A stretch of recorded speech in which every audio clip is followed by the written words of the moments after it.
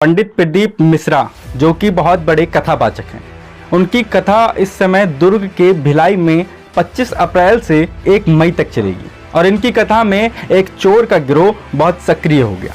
उस चोर के गिरोह की पूरी प्लानिंग यही थी कि पंडित प्रदीप मिश्रा के यहाँ जो लाखों की संख्या में भक्त आते हैं, उनके गहने चुराने हैं, उनका मोबाइल चुराना है, उनका पर्स चुराना है।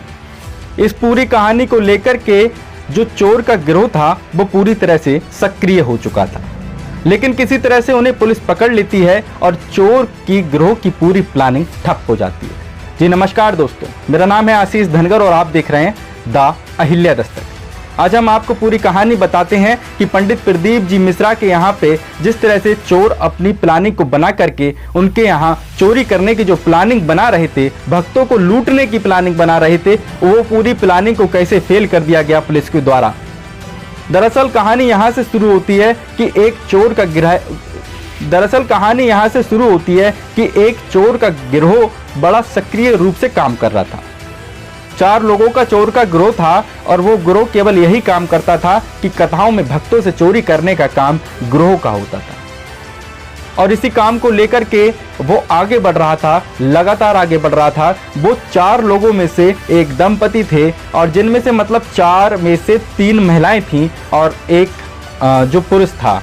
वो पूरी प्लानिंग करता था और महिलाएं उसके साथ साथ चलती थीं और इसी पूरी प्लानिंग को लेके उसने पहले भी कई सारी चोरियां की होंगी। इस बात से अंदाज़ा लगाया जा सकता है जब वो पंडित प्रदीप जी मिश्रा के यहाँ लाखों भक्तों को जो उनके जेवर थे, उनके मोबाइल था, उनका पर्स था, उनको पूरी चुराने की प्लानिंग बना रहा था। लेकिन ईश्वर की पता नहीं किस तरह से कृपा हो जाती है और वो चोर पकड़ा जाता है। उस चोर को ये भी डर नहीं था जो भक्त हैं, जो ईमानदारी और धर्म के रास्ते पर चलते हैं, उनके यहाँ वो चोरी करने का काम करेगा, उनके दिल को दुख पहुंचाने का काम करेगा तो उसको कितना भुगतना पड़ेगा।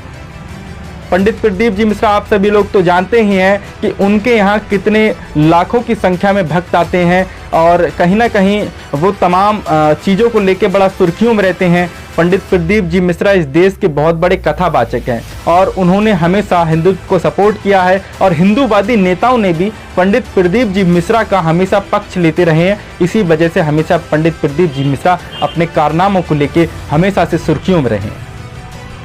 और उनके यहाँ जब ये चोर का ग्रुप प्लानिंग बना रहा होता है, उसके बाद में कप्तान साहब इस पूरे ग्रुप को पकड़ लेते हैं और जो है इनकी पूरी वीडियो भी बनाई जाती है और इनका दोबारा से रीटेक पूरा शूट लिया जाता है कि किस तरह से चोरी करते थे। इनसे पूछा जाता है कि अब आप ये दोबारा से करके दिखाओ कि किस तरह से चोरी करते थे, क्या प्लानिंग थी। तो इन लोगों ने पूरा वो करके दिखाया कि ये व्हाट्सएप ग्रुप पे पूरी चोरी की प्लानिंग बना लेती थी। इस बार इनकी पूरी प्लानिंग थी कि पंडित प्रदीप जी मिश्रा के यहाँ जो भक्त आते हैं उनका मोबाइल जेवर से लेके सारे पैसे लूट लेने। लेकिन ईश्वर की कृपा ऐसी होती है कि जो ईश्वर के धर्म के रास्ते पे चलता है उसके साथ किसी भी तरह का अन्याय ना हो, कुदरत ऐसा करिश्मा कर देती है। और वही हुआ कि जो चोर थे, जो गलत नीति लेके चल रहे थे, जो अधर्म के रास्ते पर चल रहे थे, इनको पकड़ लिया गया। और इनसे जब पूछा गया तुम ये क्यों करते हो, तो उनमें से एक जो पुरुष था वो तो ये बोला कि हमारी पत्नी जो है, हमारी महिला ये कहती है कि आप किसी भी तरह से जल्दी अमीर बन जाओ, कैसे भी पैसा कमाओ लेकिन अमीर बनो। आखिर ऐसा भी पैसा किस काम का जो गलत काम से आ रहा हो और आपको इतने नर्क में ले जाके खड़ा कर दे। और वही हुआ। लेकिन वो तो ईश्वर की कृपा हुई कि इन लोगों को पकड़ लिया गया। इनसे जब पूछा गया तो ये पूरी सच्चाई सामने आई। उसके बाद में ये इस तरह का गिरोह था जो व्हाट्सएप पे पूरी प्लानिंग कर लेता था और अपनी कार में कपड़ा रख कर के ये लोग बेचा करते थे। और जहाँ भी चोरियाँ हुआ करती थी इन लोगों के द्वारा, वो पूरी अखबार की कटिंग भी ये लोग एक दूसरे को शेयर करा करते थे। चोर अपने काम में बड़ा एक्सपर्ट होते जा रहे थे, लेकिन इन लोगों ने कहीं ना कहीं गलत जगह इस बार नीयत अड़ा दी और उसका इन्हें खामियाजा भुगतना पड़ा। हालांकि पंडित प्रदीप जी मिश्रा के प्रशासन पूरी तरह से मुस्तैद रहता है और पूरी कोशिश करता है कि किसी भी तरह से कोई भी दुर्घटना घटित ना हो, लेकिन शासन, प्रशासन, व्यवस्था सब कुछ फेल हो जाती है जब तक हम स्वयं जिम्मेदारी नहीं रखते हैं। इसीलिए जो भी लोग पंडित प्रदीप जी मिश्रा के यहाँ कथा सुनने जाते हैं, उन लोगों से मैं कहना चाहता हूँ कि आप लोग अपनी जिम्मेदारी स्वयं लीजिए। जब तक आप अपनी जिम्मेदारी स्वयं नहीं लेंगे तब तक कोई भी व्यक्ति आपको बचा नहीं सकता। इतने ज़्यादा जेवर पहन के ना जाएं क्योंकि आप कथा सुनने जा रहे हैं, इतने ज़्यादा पैसे लेके ना जाएं कि आपके पैसे चोरी हो जाएं तो आपको बहुत ज़्यादा दुख हो और आपका कहीं मन ना लगे।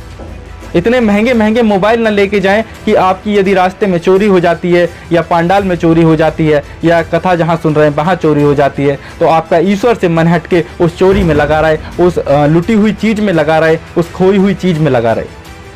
इसीलिए ज़्यादा गहने जेवर माताओं बहनों से विशेष कर कहना चाहता हूँ कि ज़्यादा जेवर और बड़े बड़े मोबाइल लेकर के ना जाएं, ताकि इन तमाम चीज़ों से आप बचे रहें, सुरक्षित रहें। और मैं ईश्वर से दुआ करता हूं कि आप लोग स्वस्थ रहें एवं मस्त रहें। और मैं ईश्वर से दुआ करता हूं आप लोग स्वस्थ रहें और मस्त रहें, क्योंकि इन तमाम चीज़ों से यदि आप बचे रहेंगे तो कहीं ना कहीं आपका जीवन अच्छा बीतेगा। और जब तक आप स्वयं की जिम्मेदारी निभाते रहेंगे तब तक आपके साथ कोई भी घटना घटित नहीं होगी।